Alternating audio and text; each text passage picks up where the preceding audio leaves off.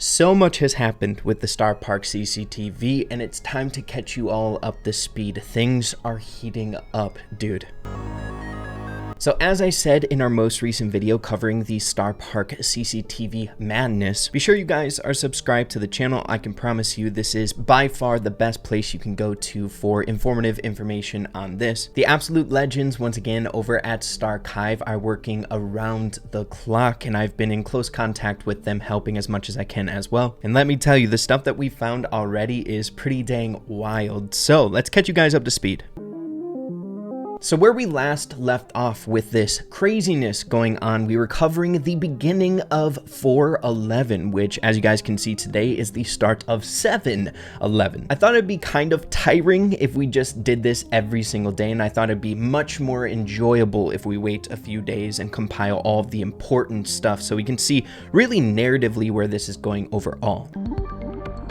But going in order here, recapping what happened for the rest of the day on 4/11. To be honest, it was one of the more important days, if you ask me, because we were hit with this free player icon in the shop. Now, pretty cool, you know, free player icon, but also pretty dang obvious the main intentions behind this. And that is our very first code that we can use with this Starr Park CCTV. Of course, when plugging in that code, we got some uncovered footage, which was incredibly intriguing on November 4th of 1995. But we also found out the security archive feature also helps to save these important codes when we happen to come across them, right? So diving in what ended up happening with that code when we uncovered it here, the footage is being displayed of some face reveals of Leon as well as Nita. They're causing havoc within Starr Park, giving Mandy a little bit of a tricky time there. They run off, and you'll notice something very, very important towards the end here. As Nita and Leon successfully get away with what they ended up stealing, at this frame, I believe we actually see Rick, the person that was chasing Nita and Leon in the first place. I'm pretty much so 100% certain that that is Rick, and I will be explaining here very, very shortly. However, another thing that I do want to bring up is there's a lot of very interesting theories surrounding Rick that we will be bringing up in later videos on his actual identity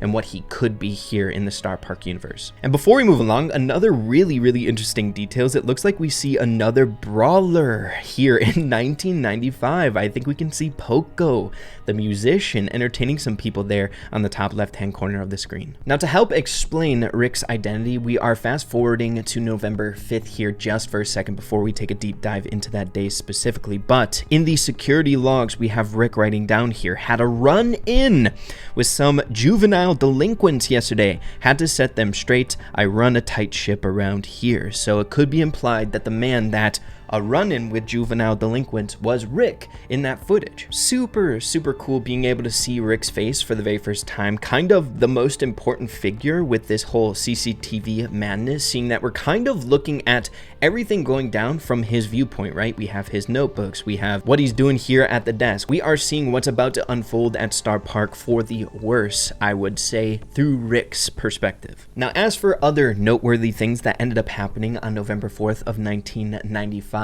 there was some changes to the desk, which seems to be a reoccurring thing every single day. Things get like changed, situated, new elements get introduced sometimes, and we'll see if that ends up being significant. The most important thing I think that changed on the desk is we had the introduction of a walkie-talkie, as well as the disappearance of the pen that's on the desk normally.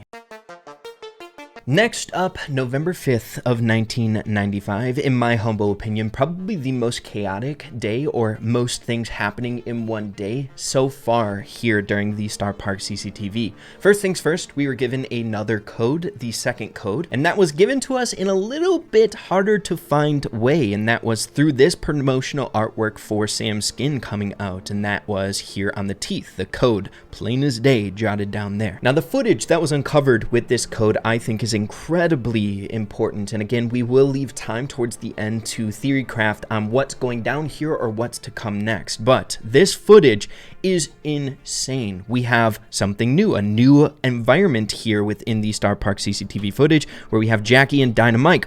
Dynamite is rigging an explosive where we can see them realize the wick is getting closer to the TNT and it explodes, destroying two camera feeds where we pan to gems being found, and Dynamite's expression of joy there at what they uncovered with the help of the TNT. Now, these gems being discovered, I think, is very, very important. And again, I don't want to go on a crazy tangent of that theory, but stay tuned because it is important. We have a little bit too much to recap on what's going down on these days before we just start ranting about theories. Once again, aiding us, we're fast forwarding one day to Rick's entry log on November 6th of 1995, giving us context of events that happened the prior day in November 5th. So we have cleanup on aisle 3. Ha ha ha. I crack myself up. But seriously, there was a major explosion in the mines and someone needs to look at it. Now, with the events that ended up transpiring in those mines, Dynamite and Jackie going ham underground, we had some changes to the actual looping CCTV footage that was pretty much so the same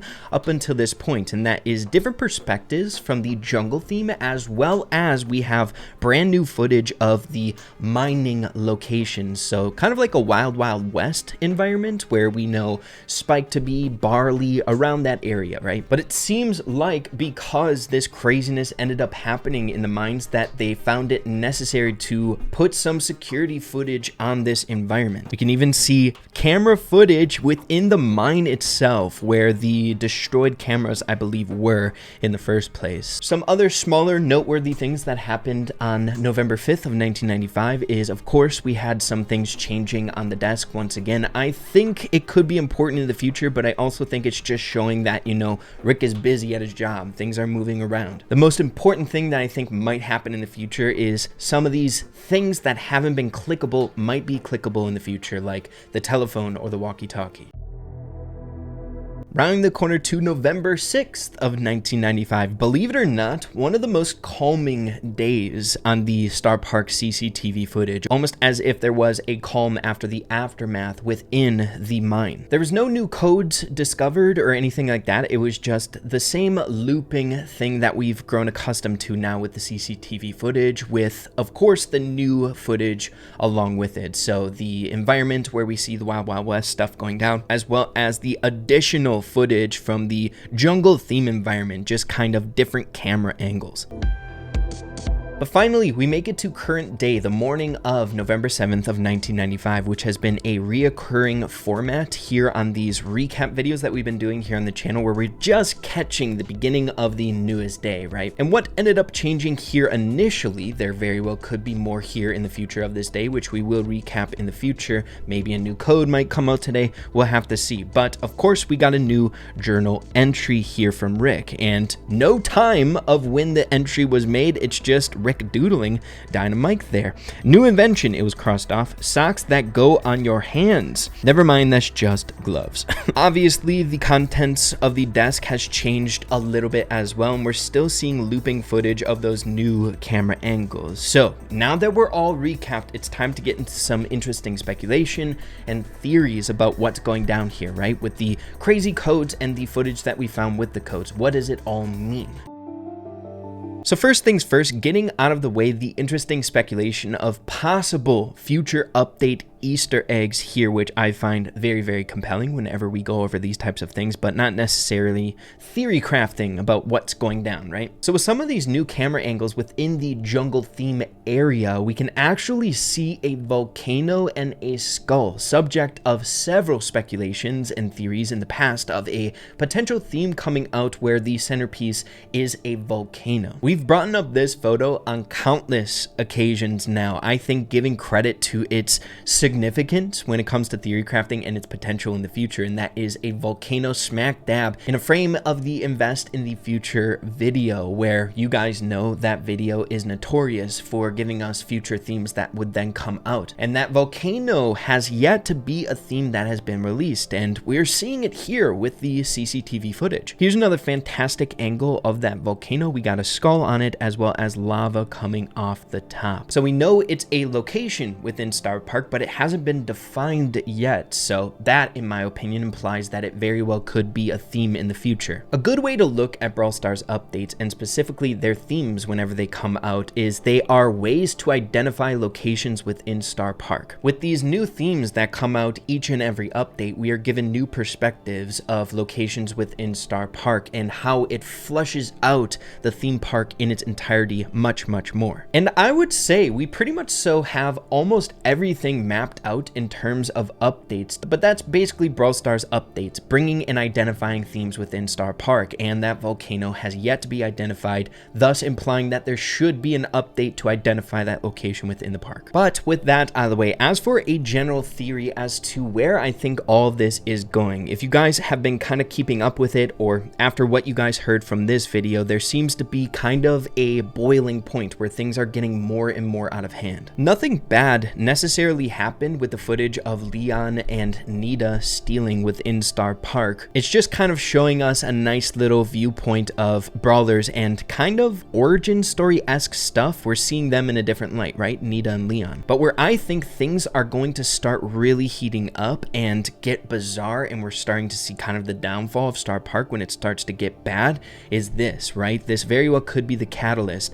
where Dynamite and Jackie uncover gems within the mine. We see Dynamite going crazy over these gems. He loves them, dude. He loves them. While at the same time, we now have 2 journal entries about Dynamite and things that have happened within the mine itself. Now, I'm not sure if you guys are aware of some of the ongoing theories that have stemmed from way back in the day about Starr Park, but that is the significance behind gems, and I think more specifically the purple gems within Brawl Stars. There's been a lot alluding to the gems, the purple gems, being the source of brainwashing and some sort of like mystical powers influencing bad things that happen at Starr Park. Whether that's the source of the brainwashing or strange mutational stuff going down at Starr Park. I mean, for goodness sakes, with the, I believe, 2nd season of the Brawl Pass, we saw Jackie uncovering purple gems underground and then turning into this massive monster that Surge had to defend the city against. While at the same time, the historical ranter and his crazy rant, believe it or not, talked a lot about gems, and kind of within the context we're explaining, they're this source of intrigue, or I think problems at the park where things start to get more diabolical. So this footage of Dynamite uncovering the gems, the purple gems, I believe within 1995 for the first time in Starr Park history, is where things are going to start kind of going bad here, and where we're going to start seeing footage getting more and more interesting, depicting Starr Park as we know it today as not a good place, you know, brainwashing, residents and people going missing. I think this is the catalyst in the footage where we're going to start seeing things being pretty bad. Now, there is still much more to go down here, I believe, and it's important to stay tuned to the channel, as we will be keeping you guys up to date with everything noteworthy that happens and what's the main goal, what's the end goal for this CCTV footage, whether that is maybe releasing a new brawler, possibly transitioning us into a new theme around the corner. But where my gut is kind of taking me is possibly origin stories of the brawlers that are within the game itself.